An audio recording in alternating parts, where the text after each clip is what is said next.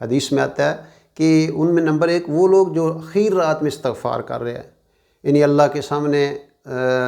روتے ہیں اور دعائیں مانگتے ہیں۔ صحابہ کے بارے میں آتا ہے، حضرت علی کرم اللہ وجہ فرماتے ہیں کہ اللہ کے رسول صلی اللہ علیہ وسلم کے صحابہ ایسے لوگ تھے کہ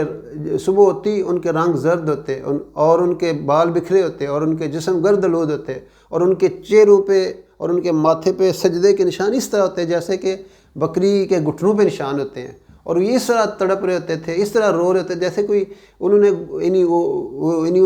حالانکہ وہ عبادت کر رہے ہیں ساری رات، لیکن اس کے باوجود اللہ کے سامنے رو رہے ہیں۔ تو یہ پہلی قسم کے لوگ وہ ہیں جن کے وجہ سے آئے ہوئے عذاب واپس چلے جاتے ہیں۔ ایک تو اخیر رات میں استغفار کرنے والے، اور دوسرے وہ لوگ جو مسجدوں کو آباد کرنے والے ہیں،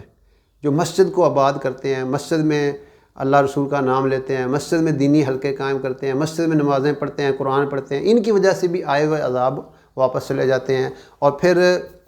یہ جو آپس میں لوگ اللہ کے لیے محبت کرتے ہیں، آپس میں اللہ کے لیے محبت کرتے ہیں، یہ جو لوگ ہیں ان کی وجہ سے بھی آئے ہوئے عذاب جو ہیں وہ واپس چلے جاتے ہیں۔ تو